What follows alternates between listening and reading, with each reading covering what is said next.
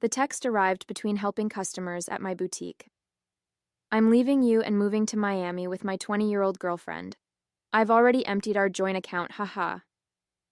My hands didn't shake as I read it. My voice didn't waver as I helped Mrs. Peterson pick out a scarf. The only sign that my husband of 12 years had just nuked our marriage via text was a slight tightening around my eyes. I waited until Mrs. Peterson left, her purchase wrapped in our signature silver paper, before typing my response. Good luck. My name is Claire, and at 38, I'd just received the most callous goodbye in history. But while Mark was probably gloating over his grand exit, imagining me in tears over his betrayal, I was calmly locking up my boutique for the day. The signs had been there for months.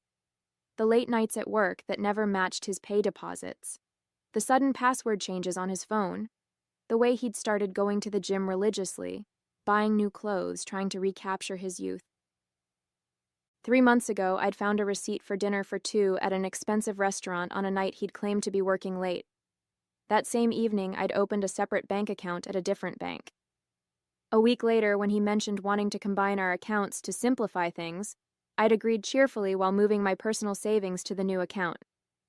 The joint account he'd just emptied? It contained exactly enough to keep him from getting suspicious, about 2 months' worth of regular deposits. The rest was safely tucked away, along with detailed records of every suspicious transaction he'd made over the past year. My phone buzzed again. Don't bother begging. Melissa and I leave tomorrow. I'll send for my things later. Melissa. The new receptionist at his office. I'd met her at the company Christmas party, watched her laugh too loudly at Mark's jokes, noticed how she'd touched his arm when she thought no one was looking. She was young enough to be his daughter, naive enough to think she was special. I didn't respond to his text. Instead, I called my lawyer, the one I'd consulted 2 months ago when I'd found the hotel charges on our credit card statement. It's time, I said simply. He just made his move. The papers are ready, she replied. I'll file them first thing tomorrow. Do you want me to have him served in Miami? No rush.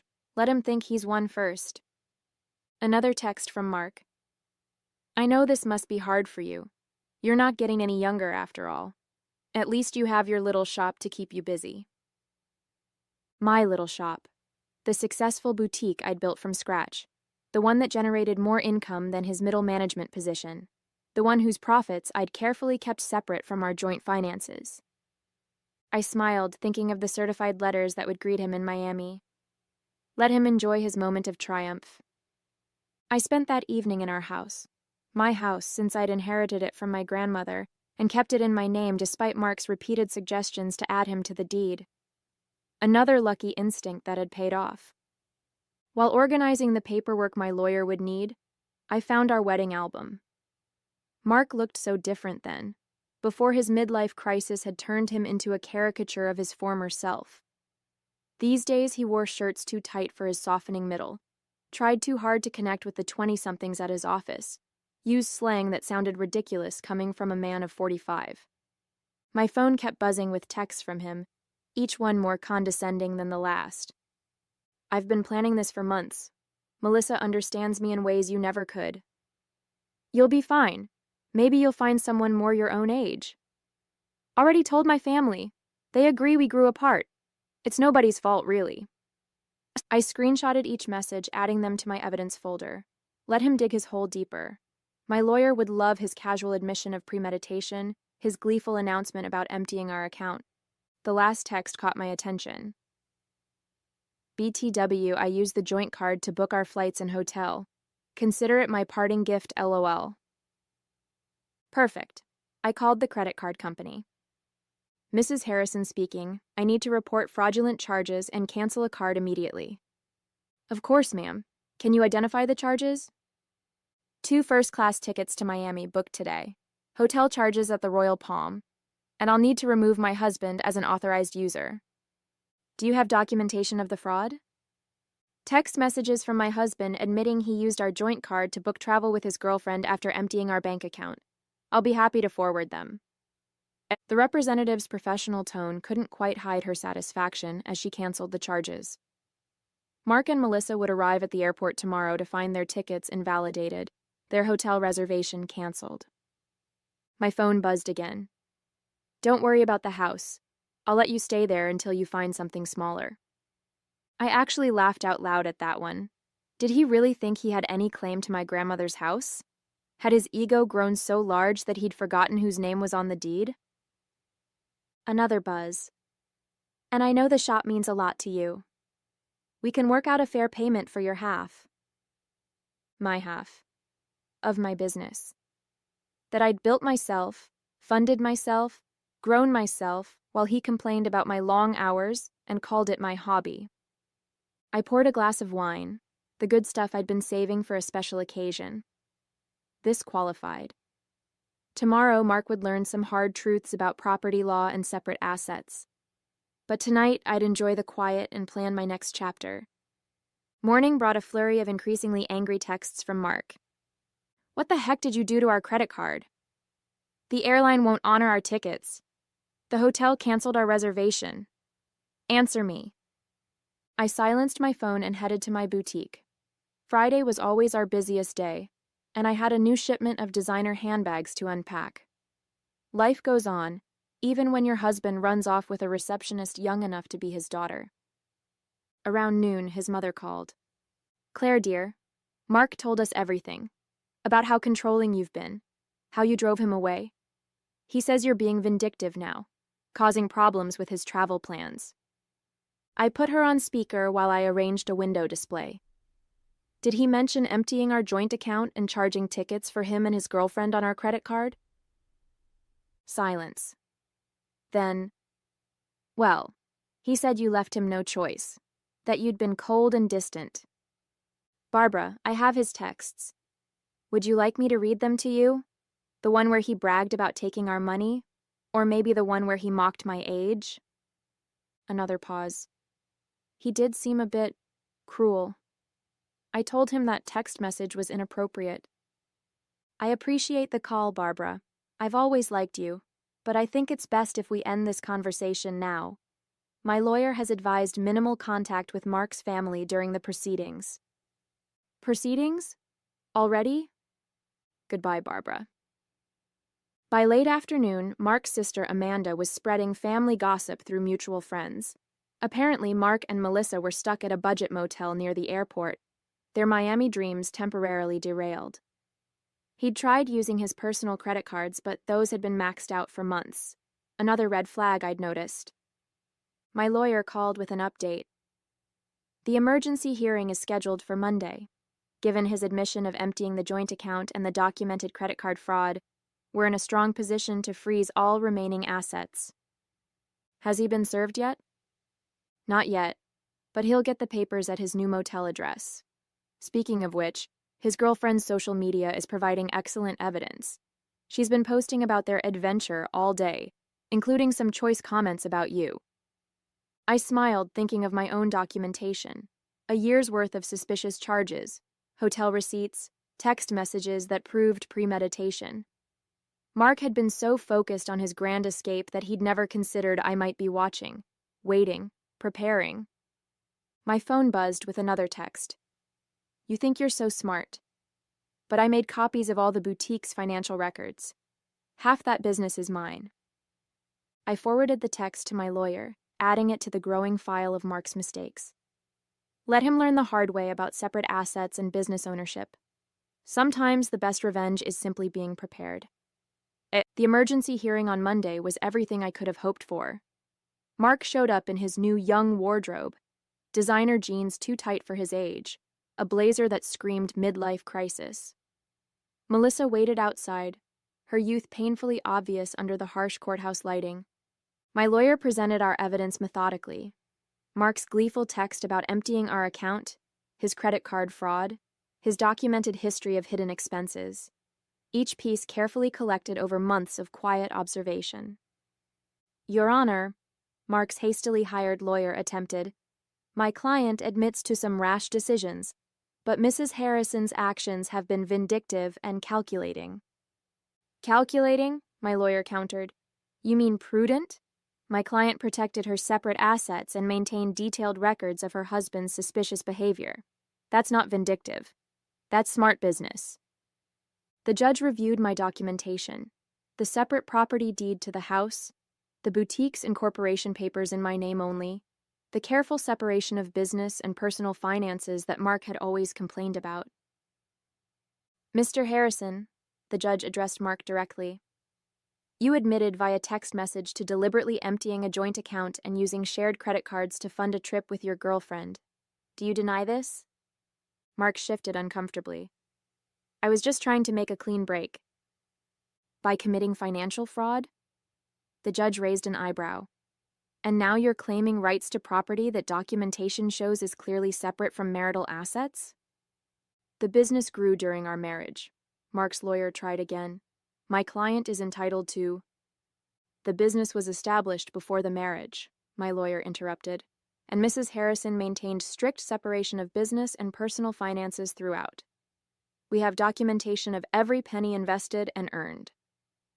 I watched Mark's face as reality started sinking in. He'd thought this would be easy.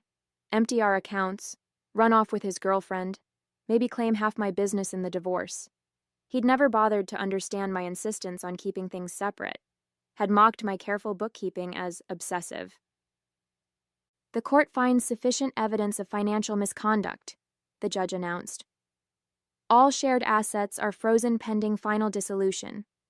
Mr. Harrison is ordered to return any funds removed from joint accounts within 24 hours. But that money's gone, Mark protested. We spent it on... Then I suggest you find a way to replace it, the judge cut him off. And Mr. Harrison, the court takes a very dim view of using shared credit cards to fund adventures with paramours. Outside the courthouse, I heard Melissa asking Mark about their Miami plans. His response was lost in the sound of my heels clicking confidently across the marble floor, heading back to the business he'd never understood or respected.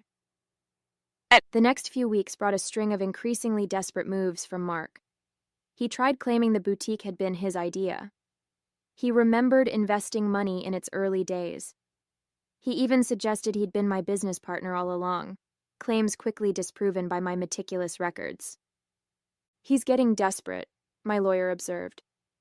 His girlfriend's social media shows they're staying at her studio apartment now. Apparently, living on a receptionist's salary isn't quite the glamorous escape he imagined. Mark's family started reaching out, their tone markedly different from their initial accusations. We had no idea, his sister Amanda admitted. He told us you'd been cold, controlling, that he needed to escape. But then we saw his texts, the way he bragged about taking your money. That's not the brother I thought I knew. His mother called again, this time in tears. The things he said about your age, about replacing you with someone younger, I raised him better than that. I thought I did anyway. I let their calls go to voicemail. Their support might have meant something weeks ago, but now it felt like rats deserting a sinking ship. The boutique thrived, ironically boosted by local gossip about my situation. Women started coming in specifically to show support, often leaving with far more than they'd planned to buy. My ex tried something similar, one customer confided while buying a designer handbag. Thought he'd take everything in the divorce. Men like that never expect us to be smarter than them. My phone still buzzed occasionally with texts from Mark, his tone swinging between anger and manipulation. You've ruined everything. I never meant to hurt you. You'll regret being so vindictive. Can't we work something out? That business would be nothing without my support. I forwarded each message to my lawyer without responding, let him dig his hole deeper. Through the grapevine, I heard Melissa was having second thoughts. Apparently, sharing her studio apartment with a middle-aged man who couldn't afford his own place wasn't the romantic adventure she'd imagined. The age gap that had seemed exciting during secret hotel meetings felt different in the harsh light of reality. She posted about toxic relationships and learning from mistakes yesterday, my lawyer mentioned during an update call, and removed her relationship status this morning. I almost felt sorry for Mark. Almost. But then I remembered his "ha-ha" after telling me he'd emptied our account. The casual cruelty of his comments about my age, the way he'd assumed I'd be helpless without him. Instead of pity, I felt something else. Pride. Pride in my foresight. in my quiet strength, in my ability to protect myself while he underestimated me. The final divorce hearing painted a very different picture from Mark's imagined triumph. Gone was his cocky attitude, replaced by barely concealed panic. Melissa was noticeably absent. She'd moved on to a coworker her own age, according to office gossip. Mark had shown up in his old clothes, the designer wardrobe apparently returned to help repay the joint account he'd emptied. His lawyer looked tired, probably from trying to find loopholes in my documented separation of assets. Your Honor, Mark's lawyer attempted one last time. Despite the separate property documentation, my client contributed to the growth of his wife's business through moral support and... Moral support? My lawyer interrupted. Like these text messages belittling Mrs. Harrison's business as a little shop? Or these social media posts calling it her hobby? The judge had clearly seen enough. The final settlement reflected my careful planning. I kept my house, my business, and my separate assets. Mark got his personal possessions and his car, which was worth less than he owed on it. You've destroyed me, he hissed as we left the courthouse. I'll have to move back in with my parents. No, Mark, you destroyed yourself. I just made sure you couldn't destroy me too. His mother was waiting outside, ready to drive him to her house, his new home at 45. The irony of his situation wasn't lost on anyone. The man who'd mocked my age was now living in his childhood bedroom, while I continued running my successful business. You planned this all along, he accused. You knew this would happen. No, I just paid attention, and unlike you, I understood the value of keeping good records.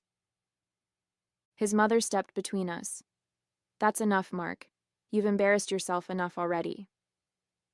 As they walked away, I heard her start in on him. Honestly, what were you thinking? A 20-year-old? Emptying bank accounts? Sending those horrible texts?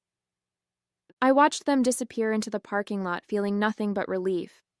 Mark had thought he was writing the ending to our story with that cruel text. Instead, he'd merely set my carefully laid plans in motion. My phone buzzed, not with texts from Mark this time, but with notifications of new orders from my boutique's website. Life was moving forward, just not in the direction he'd imagined. Part 3, Segment 1, 600 words. 6 months after the divorce was finalized, my boutique had expanded to a second location. The irony wasn't lost on me. While Mark struggled to rebuild his life, the little shop he'd dismissed was thriving.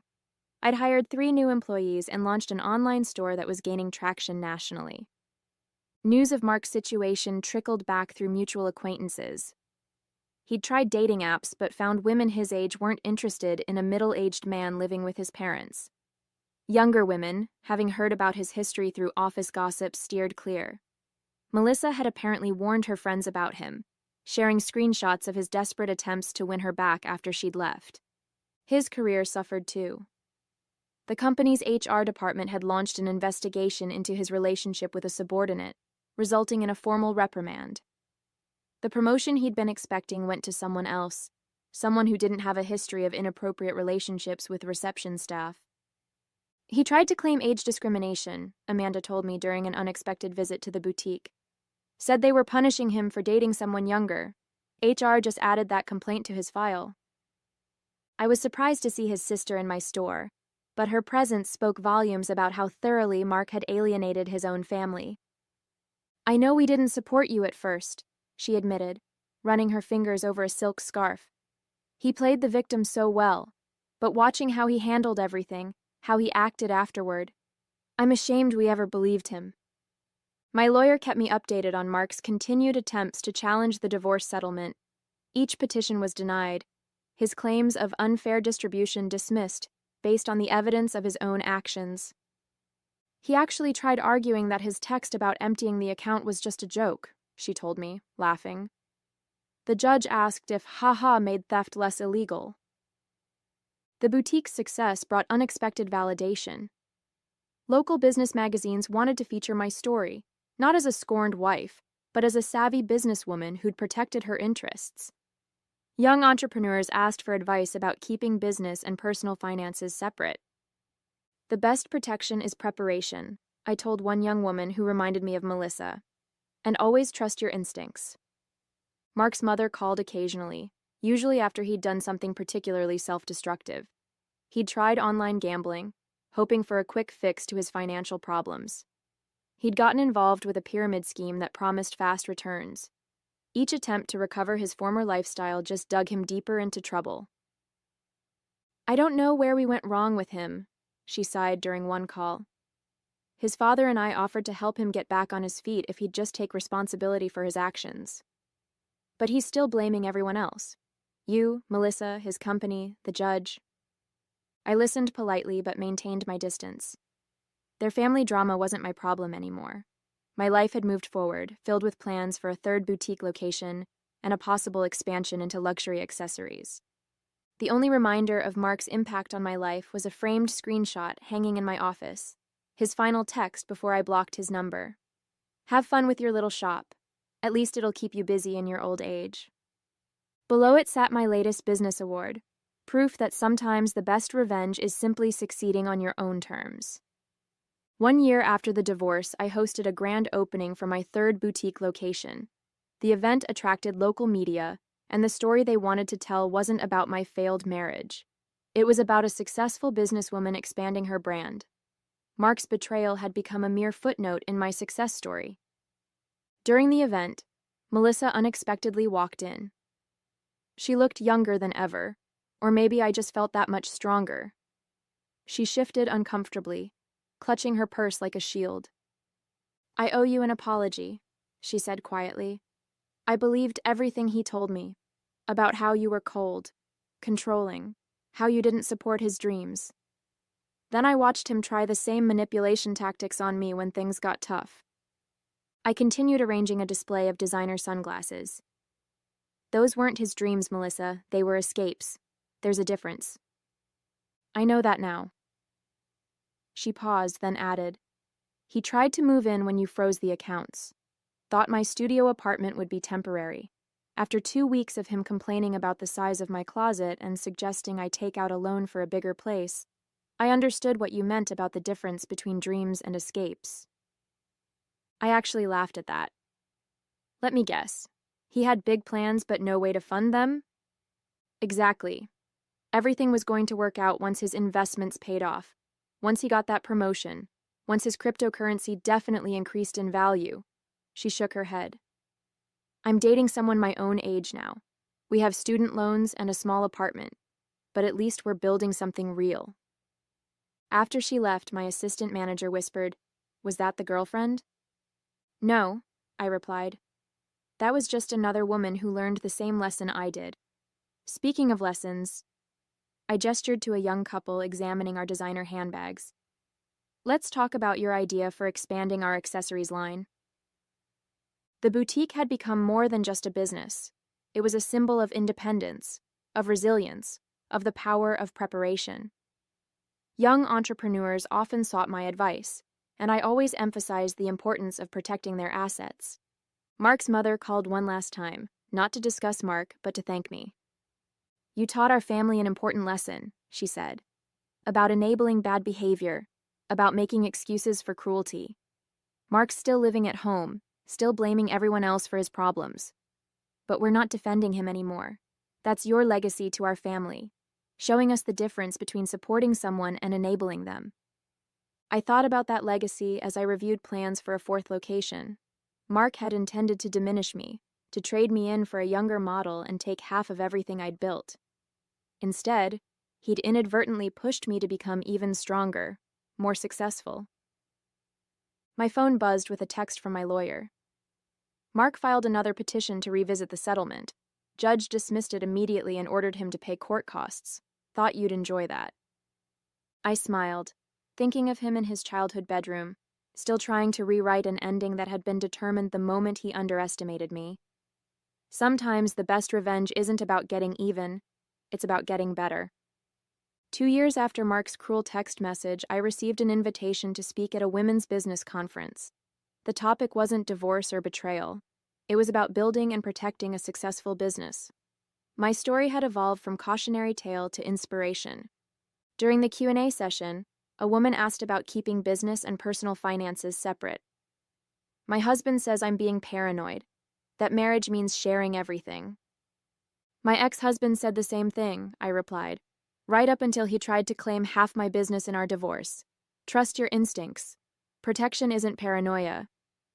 The boutique chain had grown to 5 locations, each more successful than the last. The little shop Mark had mocked now employed 30 people and had been featured in several national magazines. Through mutual friends, I heard Mark had finally moved out of his parents' house, into a small apartment above a garage. He'd had to take a lower-paying job after his former company downsized, eliminating his position during restructuring. His dating profile still listed him as young at heart, though his profile photo was clearly outdated. Melissa, ironically, had become a regular customer at my original boutique location. She'd earned her business degree and started her own social media consulting company. "You inspired me," she told me once, showing how a woman can build something lasting instead of falling for empty promises. I kept Mark's cruel text message framed in my office, not as a reminder of pain, but as proof of how far I'd come. Below it hung a sign that read, "Success is the best revenge." At the 5-year anniversary celebration of my original boutique, I stood addressing my employees and loyal customers. The space had been transformed from a single little shop into the flagship store of a thriving business empire. Mark's mother attended, though I hadn't sent her an invitation. She waited until the crowd thinned to approach me. "I saw Mark yesterday," she said, smoothing her designer dress, one she'd bought from my store. "He was talking about his glory days, about the life he could have had. He still doesn't understand that he didn't lose everything in the divorce. He threw it away." I thought about that text message, his casual cruelty, his assumption that I would crumble without him, how he'd expected me to beg, to break, to prove him right about my desperation. Instead, I'd built something stronger than before. Each new boutique location was a testament to what women could achieve when they stopped dimming their light for insecure men. The young saleswoman I'd hired last month, coincidentally also named Melissa, came over with a question about the new inventory system I'd implemented. As I explained the process, I caught a glimpse of my reflection in the store window. I saw what Mark had failed to see 5 years ago. Not a woman getting older, but one getting wiser, stronger, more successful. His cruel text message had meant to be an ending. Instead, it had been a beginning, not just for me, but for every woman who heard my story and realized she deserved better than someone else's midlife crisis.